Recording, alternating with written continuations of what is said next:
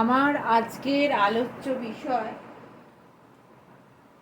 পৌষ্টিকতন্ত্রর ক্ষুদ্রান্ত বা small intestine. আমরা আগের ভিডিওতে দেখেছি মুখ, গলবিল, গ্রাসনালী, পাকস্থলী। আমরা জানি যে পৌষ্টিকতন্ত্রের দুটো অংশ, একটা হচ্ছে পৌষ্টিক গ্রন্থি এবং পৌষ্টিক নালী। আমরা এখন পৌষ্টিক নালী নিয়ে আলোকপাত করছি। আমাদের মুখ হয়ে গেছে, গলবিল হয়ে গেছে, গ্রাসনালী হয়েছে, পাকস্থলী হয়েছে। আজকে আমরা ক্ষুদ্রান্ত নিয়ে আলোচনা করব। আমরা দেখতে পাচ্ছি এটা হচ্ছে ডায়াফ্রাম। ডায়াফ্রামের নিচে এটা আছে পাকস্থলী। পাকস্থলীর শেষ প্রান্তে একটা স্ফিংটার আছে যাকে বলা হয় পাইলোরিক স্ফিংটার। পাইলোরিক স্ফিংটারের যে পরবর্তী নলাকার অংশ সেটাই হচ্ছে ক্ষুদ্রান্ত, এবং ক্ষুদ্রান্তের শেষে একটা স্ফিংটার আছে যেটাকে বলা হয় ইলিওসিকাল ভালভ। ঠিক এই ক্ষুদ্রান্ত এবং বৃহদান্তের সংযোগ স্থলে আছে এটা হচ্ছে অ্যাপেন্ডিক্স। তারপরে তৈরি হয়েছে, এখান থেকে বৃহদান্ত সৃষ্টি হয়েছে। তাহলে আজকে আমরা এই ক্ষুদ্রান্ত নিয়ে আলোকপাত করব। এই ক্ষুদ্রান্তটা হচ্ছে একটা লম্বা তাহলে পেঁচানো নালী, এবং এর দৈর্ঘ্য হচ্ছে 5 মিটারের ওপরে। অনেক সময় এটা 6 থেকে 7 মিটার পর্যন্ত দৈর্ঘ্য হতে পারে। এবং এই ক্ষুদ্রান্তটা তাহলে কোথায় অবস্থিত? এই ক্ষুদ্রান্তটা অবস্থিত হচ্ছে অ্যাবডোমিনাল ক্যাভিটি বা উদর গহ্বরের মধ্যে অবস্থিত। এই ক্ষুদ্রান্তের 3টে অংশ, ডিওডেনাম, জেজুনাম এবং ইলিয়াম।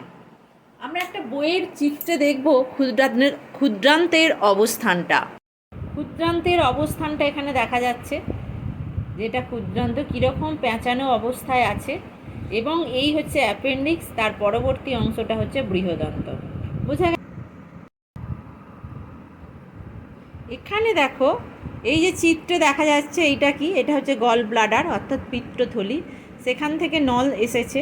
এই যে এটা প্যাংক্রিয়াস, ডিওডেনামের ঘাঁজে অবস্থিত, এবং এই যে অগ্নাশয় নালী, যে প্যাংক্রিয়াটিক ডাক, এবং হচ্ছে এই বাইল ডাক অর্থাৎ পিত্তনালী, দুটো মিলিত হয়ে এখানে তৈরি করেছে হেপাটো প্যাংক্রিয়াটিক অ্যাম্পুলা, এবং সেটা এবং কোথায় এসে শেষ হয়েছে? সেটা ডিওডেনামে এসে শেষ হয়েছে। এই ডিওডেনামে ব্রুনারের গ্রন্থির আধিক্য দেখা যায়। ব্রুনারের গ্রন্থি থেকে কি নিঃসৃত হয়, তার কাজ কি, সেটা আমরা পরে বলছি। এবং এই ডিওডেনামে লৌহ শোষিত হয়। এই ডিওডেনামে তাহলে কি শোষিত হয়? লৌহ শোষিত হয়। তাহলে ক্ষুদ্রান্তের যে প্রথম অংশ, সেই প্রথম অংশটার নাম কি? প্রথম অংশটার নাম হচ্ছে ডিওডেনাম।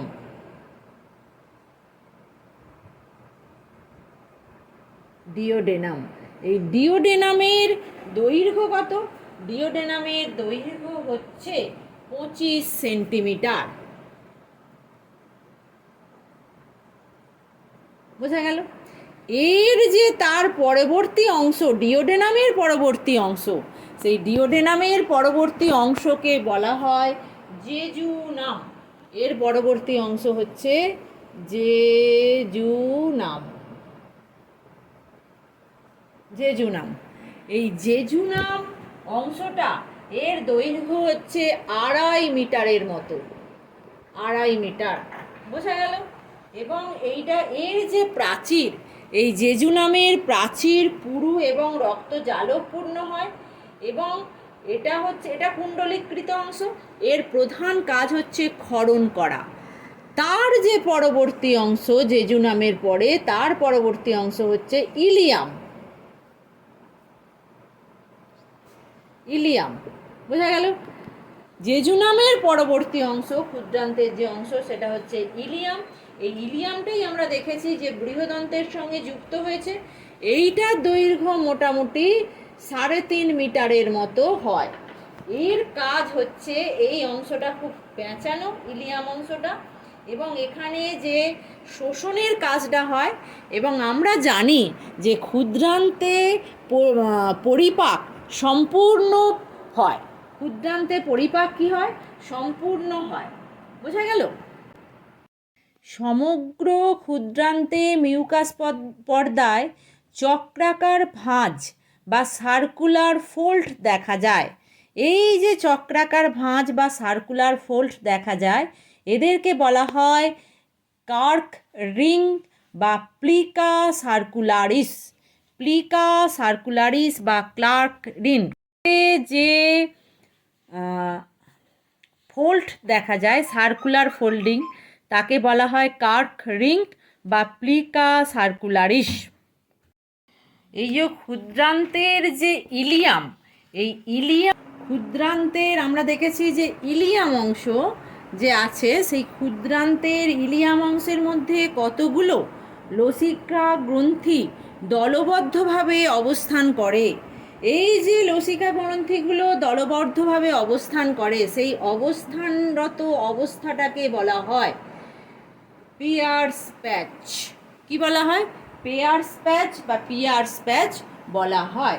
তাহলে ক্ষুদ্রান্তের গঠন সম্বন্ধে আমরা জানলাম। এই ক্ষুদ্রান্তের জেজুনাম এবং ইলিয়াম অংশটাতে একটা পেরিটোনিয়ামের একটা ডবল লেয়ার পর্দা আছে। সেই পর্দাটাকে বলা হয় মেসেন্ট্রি পর্দা। এই মেসেন্ট্রি পর্দা দিয়ে জেজুনাম এবং ইলিয়াম আবৃত করা থাকে। এইটা মেসেন্ট্রি পর্দা দিয়ে এটা পস্টেরিয়র যে অ্যাবডোমিনাল ওয়াল্ড আছে, সেই পস্টেরিয়র অ্যাবডোমিনাল ওয়াল্ডের সঙ্গে জেজুনাম এবং ইলিয়ামকে অ্যাটাচ করে রাখে হচ্ছে এই মেসেন্ট্রি পর্দা। এরপর আমরা ক্ষুদ্রান্তের বিভিন্ন স্তরগুলো সম্বন্ধে আলোকপাত করব। আমরা দেখতে পাচ্ছি ক্ষুদ্রান্তের যে প্রাচীর, তার সর্ববাইরের স্তরটা হচ্ছে সেরেসা স্তর।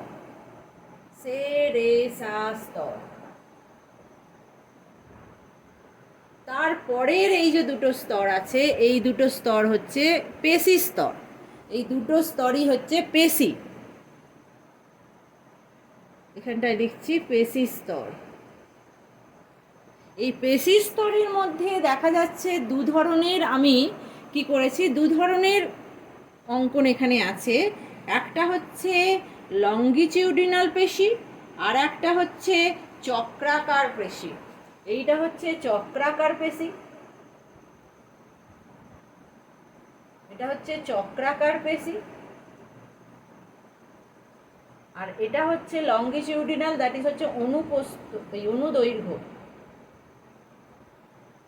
অনুদৈর্ঘ্য পেশি।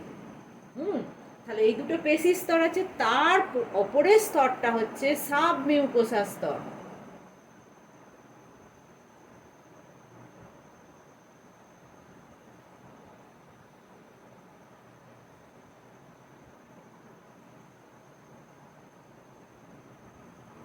সাব মিউকোসা স্তর।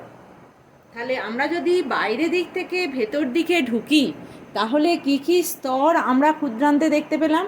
সেরেসা স্তর, তারপরে পেশি স্তর, তারপরে সাবমিউকোসা স্তর, তারপরে হচ্ছে মিউকোসা স্তর। এই মিউকোসা স্তরে এপিথেলিয়াম কোষ থাকে। এই মিউকোসা স্তরে যে এপিথেলিয়াম কোষগুলো থাকে, সেই কোষগুলো কীরকম হয়? আমি একটা কোষ আঁকছি। এখানে এই কোষগুলোতে এরকম মাইক্রোভিলি দেখা যায়। বোঝা গেল? এবং এই যে ফিঙ্গার লাইক প্রজেকশন, এই যে ফিঙ্গার আমি সেট করছি, এটাকে বলা হয় ভিলি। এগুলো হচ্ছে কি? এগুলো হচ্ছে ভিলি। এগুলো বোঝা গেল? এই যে ভিলি, বোঝা গেল? এই এই যে ভিলি, কেন ভিলি তৈরি হয়েছে?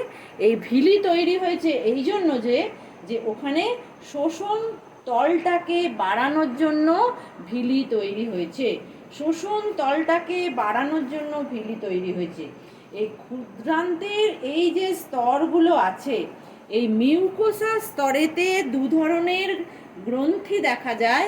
এই আমি অন্য একটা কালার দিয়ে লিখি। দু ধরনের গ্রন্থি দেখা যায়। মিউকোসা স্তরে দেখা যায় আন্ত্রিক গ্রন্থি, লিখছি এখানে আন্ত্রিক গ্রন্থি।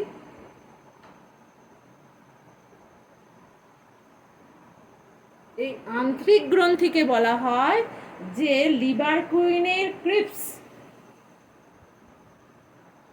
লিভার কুইনের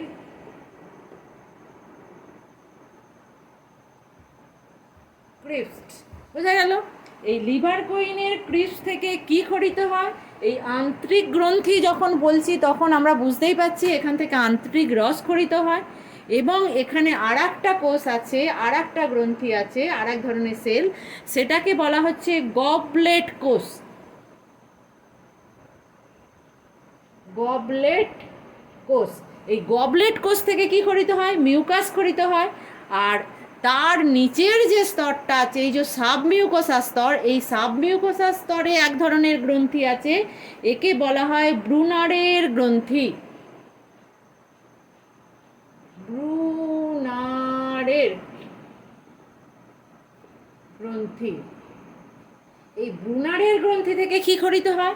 ব্রুনারের গ্রন্থি থেকে মিউকাস খরিত হয়। তাহলে আমি এখানে লিখি, ব্ল্যাক পেনটা কোথায় গেল? তাহলে লিখতে পারি এই ব্রুনারের গ্রন্থি থেকে কি খরিত হয়? আমি ব্ল্যাক দিয়ে দিচ্ছি, মিউকাস খরিত হয়। ব্রুনারের গ্রন্থি থেকে মিউকাস খরিত হয়। গবলেট কোষ থেকে কি খরিত হয়? মিউকাস খরিত হয়। এখানে মিউকাস লিখলাম। গবলেট কোষ থেকে কি খরিত হয়? মিউকাস খরিত হয়। এটা যদি আরেকটু আগিয়ে নেওয়া যায়। এবং এই যে আন্ত্রিক গ্রন্থি থেকে কি খরিত হয়, বা লিভার কুইনের ক্রিস্ট থেকে, এখান থেকে আন্ত্রিক রস খরিত হয়। এই আন্ত্রিক রসের মধ্যে কি থাকে সেটা আমরা পরে আলোচনা করব। তাহলে এই চিত্রের সাহায্যে আমরা কি দেখলাম? এই ছবিটা কিন্তু খুব গুরুত্বপূর্ণ। এই চিত্রের সাহায্যে দেখলাম খুব পরিষ্কারভাবে যে ক্ষুদ্রান্তের প্রাচীরটা বাইরের দিক থেকে ভিতরের দিকে তার স্তর বিন্যাসটা দেখলাম, এবং কোন স্তর কি আছে সেটাও দেখলাম, কি খরিত হয় সেইটা দেখলাম, এবং তাদের যে কার্যাবলী, সেই কার্যাবলীগুলোও আমরা এখান থেকে আস্তে আস্তে পরে পরে জানব। এই ব্রুনারের গ্রন্থি থেকে কি খরিত হয় বললাম? মিউকাস খরিত হয়। এবং গবলেট যে কোষ আছে সেখান থেকেও মিউকাস খরিত হয়। এবং মিউকোসা যে স্তরেতে যে আন্ত্রিক গ্রন্থি আছে বা লিভার ক্রিস্ট আছে, সেখান থেকে কি খরিত হয়? সেখান থেকে খরিত হচ্ছে আন্ত্রিক রস খরিত হয়। এই আন্ত্রিক রসের মধ্যে কি আছে সেটা আমরা পরে দেখব। ক্ষুদ্রান্তের যে আন্ত্রিক রস আছে, আন্ত্রিক রস কোথা থেকে খরিত হয়? আন্ত্রিক গ্রন্থি যেটা মিউকোসা স্তরে অবস্থিত, যাকে বলা হয় লিভার কুইনের ক্রিস্ট, সেই গ্রন্থি থেকে খরিত হয়। এই আন্ত্রিক রসের মধ্যে আমরা পরিপাকটাই এখানে মেনলি দেখব। অন্যান্য আন্ত্রিক রসের যে উপাদান, হ্যাঁ, সেটা আমরা পরে আলোচনা করব। এখানে দেখব তিন ধরনের উৎসেচক পাওয়া যায়, 3 টাইপসের উৎসেচক পাওয়া যায়। একটা হচ্ছে শর্করা, একটা হচ্ছে শর্করা ভঙ্গক উৎসেচক, শর্করাকে ভাঙার জন্য যে উৎসেচক শর্করা ভঙ্গক। একটা হচ্ছে প্রোটিন ভঙ্গক,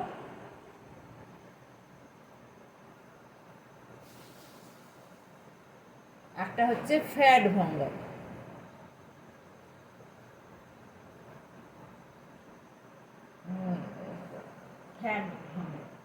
এই শর্করা ভঙ্গক যে উৎসেচক পাওয়া যায় তাকে কি বলা হয়? অ্যামাইলোলাইটিক উৎসেচক।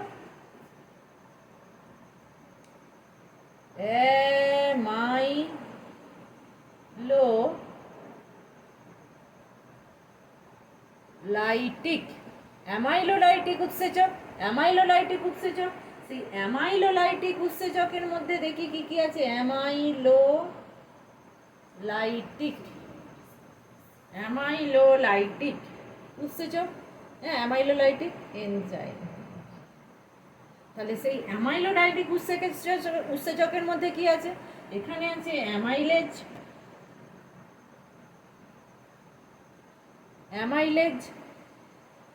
বোঝা গেল? আর কি আছে? Amylase, maltase. আর কি আছে? অ্যামাইলেজ আছে, মল্টেজ আছে, আইসোমল্টেজ আছে, ল্যাকটেজ আছে। লিখি তাহলে এগুলো। মল্টেজ,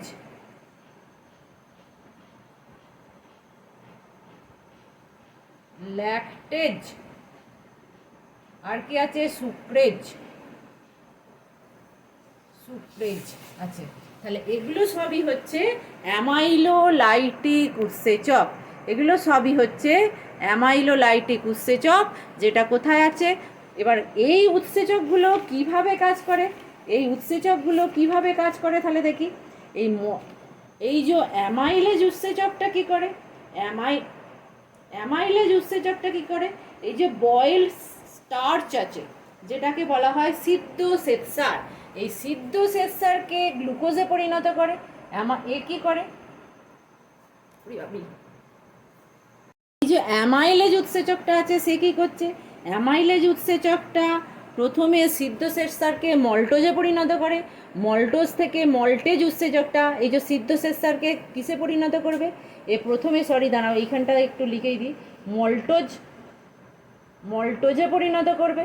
এই যে মল্টোজ থেকে আস্তে আস্তে কি হবে, গ্লুকোজে পরিণত করবে। মল্টোজ থেকে গ্লুকোজে কে পরিণত করবে, মল্টেজ উৎসেচকটা করবে। তাহলে সিদ্ধ শ্বেতসারকে অ্যামাইলেজ উৎসেচকটা মল্টোজে পরিণত করবে, মল্টোজকে মল্টেজ উৎসেচকটা গ্লুকোজে পরিণত করবে। বোঝা গেল। এবং দেখো তাছাড়া এবং এই যে আছে সুক্রেজ উৎসেচক আছে, ল্যাকটেজ আইসোমল্টেজটা কি করবে, আইসোমল্টোজকে গ্লুকোজে পরিণত করবে, আইসোমল্টোজকে গ্লুকোজে পরিণত করবে। ঠিক সেই রকম সুক্রোজটা কি করবে,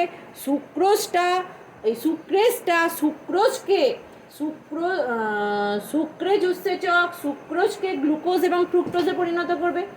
হ্যাঁ, এই যে সুক্রোজকে এইখানেই লিখি, সুক্রেজ কি করবে, গ্লুকোজ এবং ফ্রুক্টোজে পরিণত করবে। ঠিক সেই রকম ল্যাকটেজ কি করবে, ল্যাকটেজ কি করবে, এখানে লিখি গ্যালাক্টোজ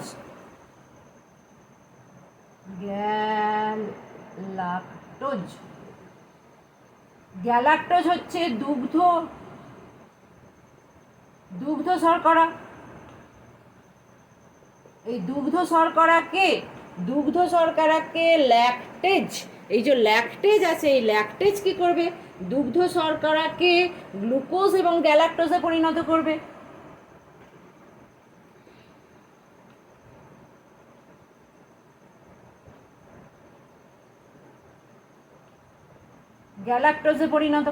বোঝা গেল। এইভাবে অ্যামাইলোলাইটিক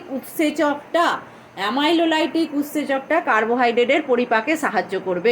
তাহলে অ্যামাইলোলাইটিক এনজাইম অর্থাৎ শর্করা যে ভাঙছে, শর্করা ভঙ্গক এনজাইম কিভাবে কাজ করছে, শ্বেতসারকে অ্যামাইলেজ এনজাইম, এটা হচ্ছে এনজাইম, অ্যামাইলেজ এনজাইম মল্টোজে পরিণত করছে, মল্টোজকে মল্টেজ এনজাইম গ্লুকোজে পরিণত করছে। তাহলে শ্বেতসারের অন্তিম পদার্থ হচ্ছে গ্লুকোজ হচ্ছে একক শর্করা। এই যে আইসোমল্টোজকে এটা হচ্ছে একটা শর্করা, একে আইসোমল্টেজ এই যে এনজাইম এতে গ্লুকোজ এবং মল্টোটায়োজে পরিণত করছে। এই যে মল্টোটায়োজকে মল্টেজ এই এনজাইমটা 3 অণু গ্লুকোজে পরিণত করছে। তাহলে এরও অন্তিম পদার্থ কি, গ্লুকোজ। এই যে সুক্রোজ, এই যে শর্করা, সুক্রোজ শর্করাটাকে সুক্রেজ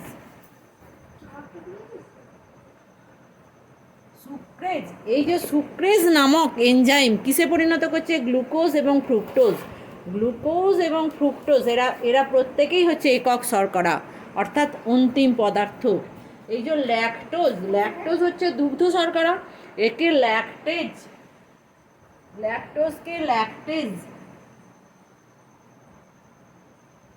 ল্যাকটেজ এনজাইম কিসে পরিণত করছে, গ্লুকোজ আর গ্যালাক্টোজ। তাহলে শর্করার অন্তিম পদার্থ কি, সেটা হচ্ছে একক শর্করা, গ্লুকোজ, ফ্রুক্টোজ, গ্যালাক্টোজ। এগুলো এবার ক্ষুদ্রান্তের এই যে আমরা এদিকে দেখছি চিত্রে ভিলাই, এই যে আঙুলের মতো প্রজেকশান ভিলাই, এই ভিলাই দিয়ে শোষিত হচ্ছে। তাহলে আন্ত্রিক রসে শর্করাকে ভাঙার যে এনজাইম থাকছে তারা এইভাবে কাজ করছে। এবার দেখব আন্ত্রিক রসে প্রোটিনকে ভাঙার কী কী এনজাইম আছে এবং তারা কিভাবে কাজ করছে। প্রোটিনকে যারা ভাঙে তাদেরকে বলা হয় প্রোটিওলাইটিক প্রোটিওলাইটিক উৎসেচক। তাহলে প্রোটিনকে যে সব ভাঙে, যে উৎসেচক ভাঙে তাদেরকে বলা হয় প্রোটিওলাইটিক উৎসেচক। তাহলে দেখি যে প্রোটিওলাইটিক উৎসেচক কি কি প্রোটিওলাইটিক উৎসেচক আন্ত্রিক রসে আছে। প্রোটিওলাইটিক উৎসেচকের মধ্যে আছে একটা হচ্ছে পলিনিউক্লিওটাইডেজ।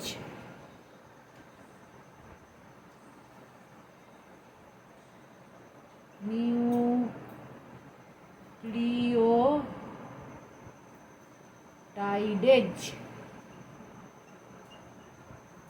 আমি ভিডিওটাকে অফ করেই লিখে নিচ্ছি, নাহলে অহেতুক অনেক বড় হয়ে যাবে ভিডিওটা। আমরা জানি amino acid, amino acid, amino acid, amino acid, amino acid, এইভাবে বিভিন্ন অ্যামাইনো অ্যাসিডগুলো এই যে মধ্যিখানে পেপটাইড বন্ধন দ্বারা যুক্ত হয়ে একটা পলি অ্যামাইনো অ্যাসিডের একটা চেন তৈরি করে। এই এই এই চেনটাকে বলা হচ্ছে প্রাথমিক প্রোটিন বা পলিপেপটাইড। এটার মধ্যে তারপরে যখন ফোল্ডিং হয় বিভিন্নভাবে এই চেনটা, সেটা তখন কার্যকরী প্রোটিন তৈরি হয়। তাহলে প্রোটিনের সরল রূপ হচ্ছে অ্যামাইনো অ্যাসিড, এটা আমরা জানি। এইবার আমরা জানি যে আমাদের ডিএনএ ও আরএনএ। ডিএনএ হচ্ছে ডিঅক্সি রাইবোনিউক্লিক অ্যাসিড, আর আরএনএ হচ্ছে রাইবোনিউক্লিক অ্যাসিড। ডিএনএ হচ্ছে ডিঅক্সি রাইবোনিউক্লিক অ্যাসিড, আরএনএ হচ্ছে রাইবোনিউক্লিক অ্যাসিড। এই যে ডিএনএ বা আরএনএ, এই যে নিউক্লিক অ্যাসিড যেটাকে বলা হচ্ছে, সেটা তৈরি হয় কি? সেটা তৈরি হতে গেলে লাগে একটা পেন্টোজ শর্করা লাগে। একটা পেন্টোজ শর্করা লাগে, এটা 1 নম্বর, এটা 5 নম্বর।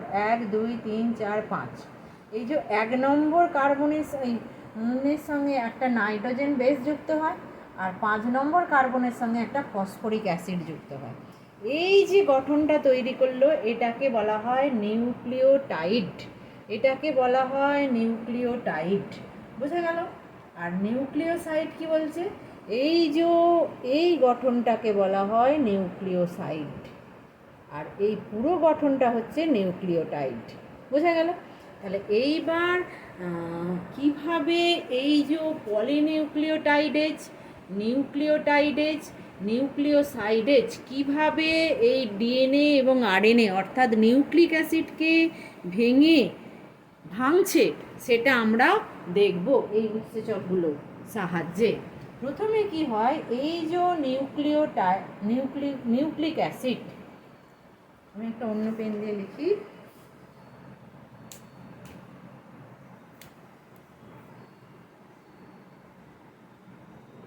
নিউক্লিক অ্যাসিড, নিউক্লিক অ্যাসিড প্রথমে ভেঙে গিয়ে, নিউক্লিক অ্যাসিড প্রথমে ভেঙে গিয়ে কি তৈরি করে? নিউক্লিওটাইড তৈরি করে।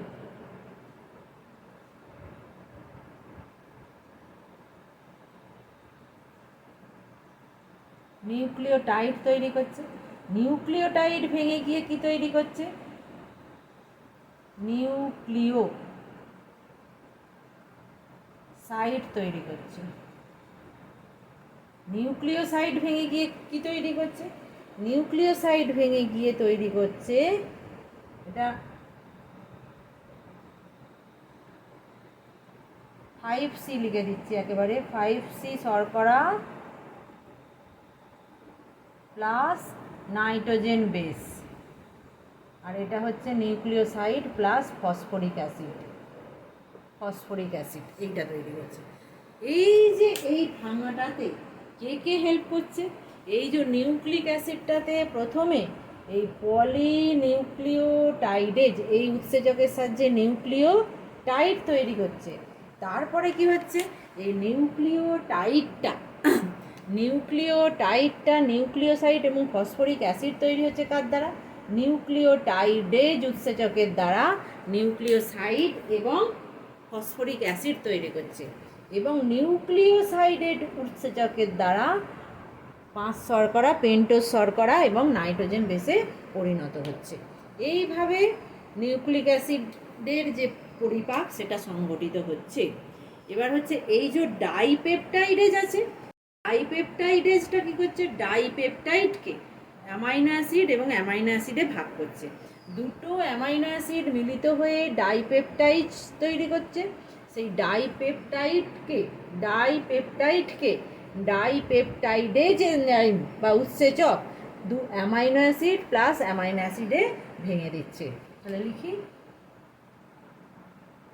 ডাইপেপটাইড।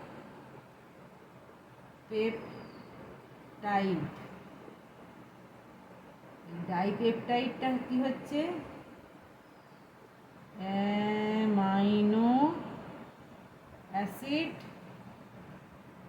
Plus amino acid. কে করছে এই কাজটা, ডাইপেপটাইডেজ উৎসেচকের দ্বারা করছে। বোঝা গেল। এইবার এই যে ইরিপসিন আছে, ইরিপসিন কি করছে, এই পেপটাইডকে অ্যামাইনো অ্যাসিডে বিভিন্ন অ্যামাইনো অ্যাসিডে ভেঙে দিচ্ছে, পেপটাইডগুলোকে বিভিন্ন অ্যামাইনো অ্যাসিডে ভেঙে দিচ্ছে। এইভাবে আন্ত্রিক রসে উপস্থিত প্রোটিওলাইটিক উৎসেচকের দ্বারা প্রোটিনের পরিপাক সংগঠিত হচ্ছে। বোঝা গেল। এরপরে আমরা দেখব যে ফ্যাটের পরিপাকটা কিভাবে হয়। এটা প্রত্যেকে লিখে নাও, হ্যাঁ, ওই জন্য আমি একটুখানি ওয়েট করছি তোমাদের যাতে লিখে নিতে সুবিধে হয়। এরপরে ফ্যাটকে ভাঙছে যে এনজাইম তার নাম হচ্ছে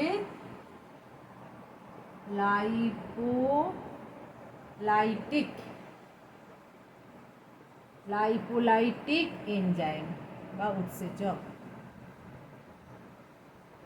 লাইপোলাইটিক এনজাইম বা উৎসেচক, এখানে কি লাইপোলাইটিক উৎসেচক বা এনজাইম থাকতে, সেটা হচ্ছে আন্ত্রিক লাইপেজ।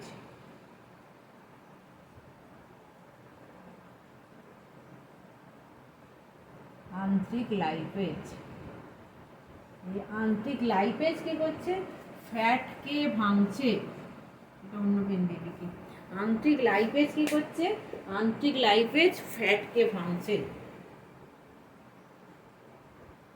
ফ্যাটকে আন্ত্রিক লাইপেজ ভাঙছে, কিসে ভেঙে দিচ্ছে, ফ্যাটি অ্যাসিড আর গ্লিসারলে ভেঙে দিচ্ছে।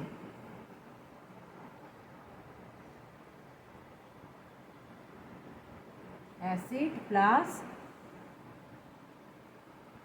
গ্লিসারল, ফ্যাটি অ্যাসিড প্লাস গ্লিসারলে ভেঙে দিচ্ছে।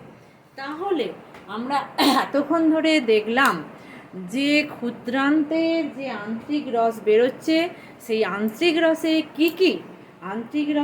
কি কি এনজাইম থাকছে এবং সেই আন্ত্রিক রস দ্বারা কিভাবে বিভিন্ন খাদ্যের পরিপাক সংগঠিত হচ্ছে। বোঝা গেল। এরপরে আমরা দেখব ক্ষুদ্রান্ত নিঃসৃত হরমোন সমূহ।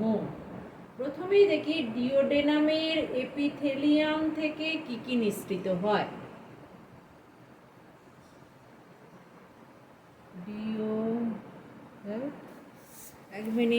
ডিওডেনামের এপিথেলিয়াম স্তর থেকে নিঃসৃত হয়, একটা হচ্ছে যেমন ব্রুনারের গ্রন্থি থেকে নিঃসৃত হয় ডিওডেনামের।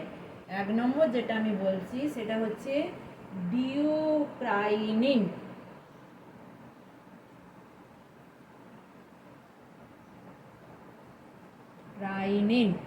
এই যে ডিওপ্রাইনিন হরমোন, এই হরমোনটার কাজ কি, ব্রুনার গ্রন্থিকে উদ্দীপিত করা মিউসিন ক্ষরণের জন্য।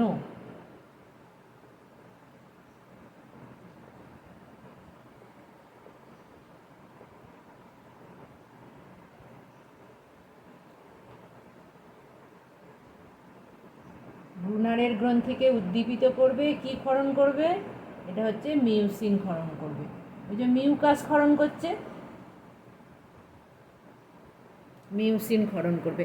আমরা জানি ব্রুনারের গ্রন্থি, আমরা এদিকের এই যে চিত্রে দেখেছিলাম, ব্রুনারের গ্রন্থিটা আছে এই সাব মিউকোসা স্তরে, পেশি স্তরের পরের যে স্তরটা সাব মিউকোসা স্তর, সেখানে ব্রুনারের গ্রন্থি অবস্থিত। হ্যাঁ, সেই ব্রুনারের গ্রন্থিকে উদ্দীপিত করবে ডিওপ্রাইনিন, এ হচ্ছে মিউসিন ক্ষরণ করার জন্য। বোঝা গেল। এরপরে আর একটা দেখব, সেটা হচ্ছে হরমোন, যেটা হচ্ছে ডিওডেনামের এপিথেলিয়াম নিঃসৃত 2 নম্বর যার কথা বলবো, সেটা হচ্ছে সিক্রেটিন বা সিক্রেটিন বা সিক্রেটিন। এই সিক্রেটিন হরমোনটা হচ্ছে প্রথম আবিষ্কৃত হরমোন। এই সিক্রেটিন হলো প্রথম আবিষ্কৃত হরমোন। এর কাজ হচ্ছে উদ্দীপিত করবে পিত্তক্ষরণ এবং গ্যাস্ট্রিক জুস। এটাকে কি করবে? এর কাজ হচ্ছে পিত্তক্ষরণ এবং গ্যাস্ট্রিক জুস ক্ষরণটাকে কি করবে? নিয়ন্ত্রিত করবে, নিয়ন্ত্রণ করবে সিক্রেটিন হরমোনটা। বোঝা গেল 2 নম্বর। 3 নম্বর হচ্ছে এন্টারোগ্যাস্টন। 3 নম্বর হচ্ছে এন্টারোগ্যাস্ট্রন। এই এন্টারোগ্যাস্টন হরমোনটা কি করবে? এগুলো সবই হরমোন, এই যে দাগ দিচ্ছি। এন্টারোগ্যাস্টন হরমোনটা কি করবে? এন্টারোগ্যাস্টন হরমোনটা পাকস্থলীর বিচলন ও গ্যাস্ট্রিক জুস নিঃসরণে বাধা দেয়। পাকস্থলীর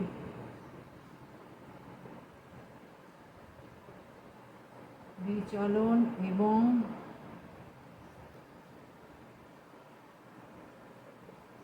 গ্যাস্ট্রিক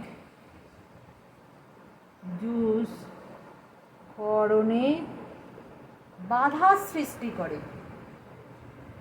এটা পাকস্থলীর বিচলন এবং গ্যাস্ট্রিক জুস ক্ষরণে বাধা সৃষ্টি করে বলে একে বলা হয় gastric inhibitory peptide.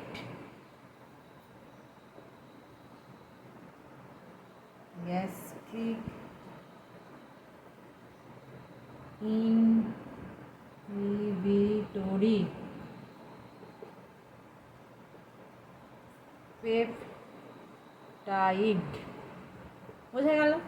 Gastric inhibitory peptide.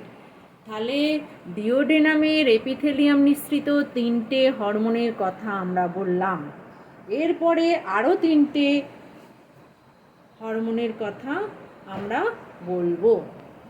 এটা টুকে নাও, ছকের আকারে দিয়ে দিয়েছি। পরে বলবো, দেখো, ক্ষুদ্রান্তের এপিথেলিয়াম থেকে নিঃসৃত, মানে সমগ্র ক্ষুদ্রান্তের এপিথেলিয়াম থেকে নিঃসৃত, সেটা প্রথম যে হরমোনটার কথা বলবো, সেই হরমোনটার নামটা দেখো, পলিসিস্টোকাইনিন প্যানক্রিওজাইমিন। পলিসিস্টোকাইমিন প্যানক্রিওজাইমিন, এটাকে বলা হয় CCKPZ। এই হরমোনটা কি করে? এই হরমোনটার কাজ হচ্ছে, 1 নম্বর হচ্ছে পিত্তাশয়কে পিত্ত নিঃসরণে উদ্দীপিত করে। পিত্তাশয়কে পিত্ত নিঃসরণে উদ্দীপিত করা।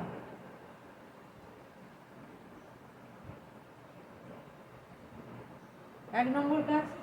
2 নম্বর হচ্ছে অগ্নাশয়কে পাচক রস নিঃসরণে উদ্দীপিত করা। এই অগ্নাশয় যখন পড়ব তখন আমরা দেখব অগ্নাশয়কে মিশ্র গ্রন্থি বলা হয়। এই যেমন পাচক রস নিঃসরণ করে, হরমোনও নিঃসরণ করে। আমরা বিস্তৃত পড়ব সেটা অগ্নাশয় গ্রন্থি যখন পড়ব। অগ্নাশয়কে পাচক রস নিঃসরণে উদ্দীপিত করা। এগুলা লিখলাম না, ডট ডট দিয়ে গেলাম। বুঝা গেল? এইটা হচ্ছে CCKPZ এর কাজ। বুঝা গেল?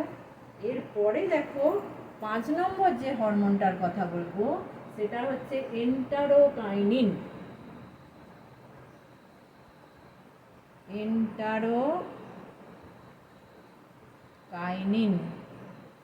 এন্টারোকাইনিন হরমোন। এই এন্টারোকাইনিন হরমোন কি করে? এ হচ্ছে লিভার কুইন যে গ্রন্থি আছে, আমরা জানি লিভার কুইন গ্রন্থিটা কোথায় অবস্থিত। লিভার কুইন গ্রন্থিটা হচ্ছে এই যে আমি আগে যখন পড়িয়েছিলাম তখন দেখিয়েছিলাম মিউকোসা স্তরে অবস্থিত হচ্ছে লিভার কুইন গ্রন্থি। একটা হচ্ছে সেরেসা স্তর, দেখো এদিকে চিত্রটা দেখো, লিভার কুইন গ্রন্থিটা তাহলে একবার দেখে নিই কোথায় অবস্থিত। এই যে সেরেসা, এই দুটো হচ্ছে পেশি, তারপরে সাবমিউকোসা, এই যে মিউকোসা স্তরে, এই যে বলেছিলাম মিউকোসা স্তরে অবস্থিত আন্ত্রিক গ্রন্থি বা লিভার ক্রুইন গ্রন্থি, যেখান থেকে আন্ত্রিক রস নিঃসৃত হয়, এই লিভার ক্রুইন গ্রন্থিকে উদ্দীপিত করে। বোঝা গেল? তাহলে এই এন্টারোকাইনিন কি করে?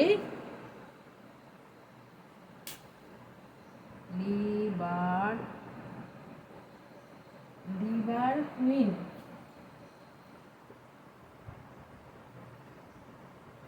গ্রন্থিকে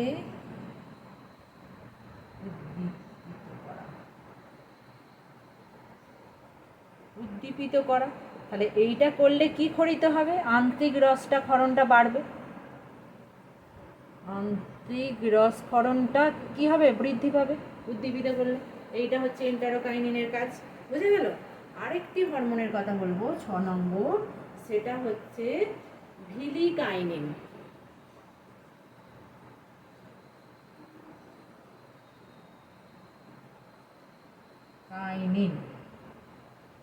ভিলিকাইনিন হরমোনের কথা বলবো। এই ভিলিকাইনিন হরমোনটা কি করে? এ হচ্ছে ভিলাইয়ের কার্যকারিতা নিয়ন্ত্রণ করে। ভিলাইয়ের কার্যকারিতা নিয়ন্ত্রণ।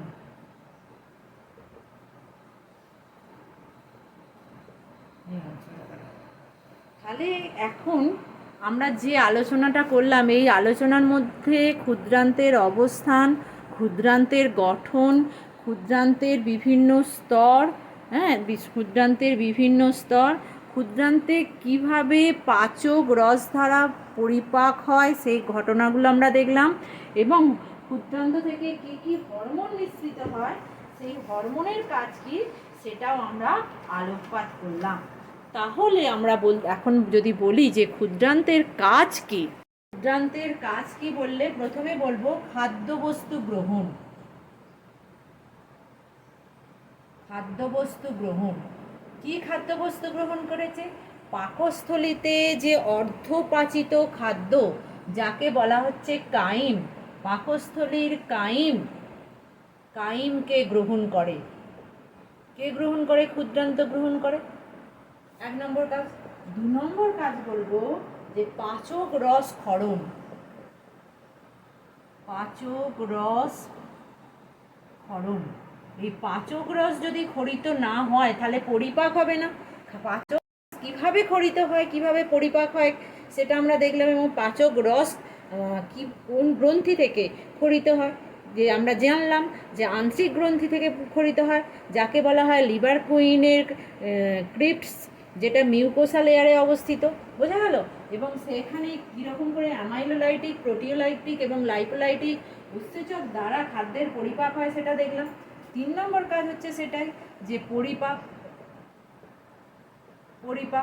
এই প্রসঙ্গে বলে রাখি যে ক্ষুদ্রান্তে খাদ্যের পরিপাকটা সম্পূর্ণ হয়। ক্ষুদ্রান্তে খাদ্যের যে পরিপাক হয় সেটা কার্বোহাইড্রেট জাতীয় খাদ্যটা কিসে পরিণত হয়? কার্বোহাইড্রেট জাতীয় খাদ্যটা গ্লুকোজ, ফ্রুক্টোজ,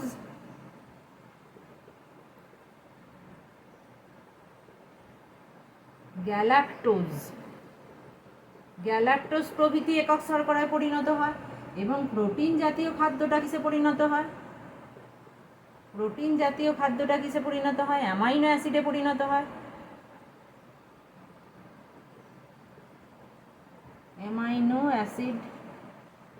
অ্যামাইনো অ্যাসিডে পরিণত হয়। এবং ফ্যাট জাতীয় খাদ্যটা কিসে পরিণত হয়? Fatty acid plus glycerol. Fatty acid plus glycerol এতে পরিণত হয়। এই পরিপাকটা সম্পূর্ণ হয় ক্ষুদ্রান্তের মধ্যে।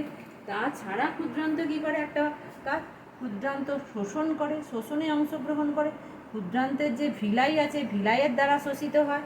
হ্যাঁ, এই ক্ষুদ্রান্তের ভিলাইয়ের দ্বারা শোষিত হয়। কি শোষিত হবে? এইগুলোই শোষিত হবে।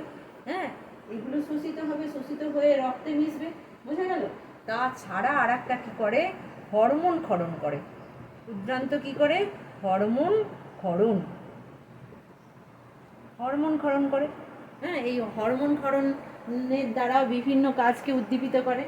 এই যে ভিলাই দিয়ে যে শোষিত হয়, সেই ভিলাইয়ের ছবিটা আমরা একটা বইয়ের চিত্র থেকে তোমাদেরকে একটু দেখাবো খুব সুন্দর করে, যে ভিলাই দিয়ে কিভাবে শোষিত হচ্ছে, ভিলাইয়ের চিত্রটা কেমন সেটা আমি একটু আলোকপাত করতে চাই। বোঝা গেল? দেখো, প্রতিটি ভিলাই হচ্ছে, এটা ভিলাই আঁকা আছে। এই যে ভিলাইয়ের দেখো মধ্যিখানে সবুজ রঙের যে অংশটা আছে, এই সবুজ রঙের অংশটা হচ্ছে লসিকা নালী। এটা, হ্যাঁ, এই লসিকা নালীকে বেষ্টন করে এই যে লাল শেডের অংশটা করা আছে, এটা হচ্ছে রক্তবাহ। এইখান দিয়ে ভিলাই দিয়ে আস্তে আস্তে কি হয়ে যায়, ফ্যাটটা যেমন লসিকা বাহে, বেশিরভাগ ফ্যাটটা লসিকা বাহে শোষিত হয়, এবং অন্যান্য অংশটা ভিলাই দিয়ে, ভিলাইয়ের এই যে এপিথেলিয়াম সেল আছে, এপিথেলিয়াম সেলে প্রবেশ করে অনেক কিছু, যেমন গ্লুকোজটা করে, তারপর রক্তবাহে মিশে রক্তের সাহায্যে প্রতিটা কোষে নিতে হয়। আজকে আমরা পৌষ্টিকতন্ত্রের 4 নম্বর যে ভিডিও সেটা আমরা করলাম, সেটা হচ্ছে ক্ষুদ্রান্ত। এই ক্ষুদ্রান্তের বিভিন্ন স্তর, ক্ষুদ্রান্তের গঠন, ক্ষুদ্রান্তের কাজ, বিভিন্ন কিছু আমরা আলোচনা করলাম। এবং এইটা যারা, মানে যদি তোমরা উপকৃত হও, হ্যাঁ, এবং তারা চেষ্টা করবে যে এই জিনিসটা ছবি, চিত্র এবং যেগুলো পয়েন্ট আউট করলাম সেগুলোকে নোটবুকে লিপিবদ্ধ করতে। ঠিক আছে? আজকে তাহলে এখানেই শেষ করলাম।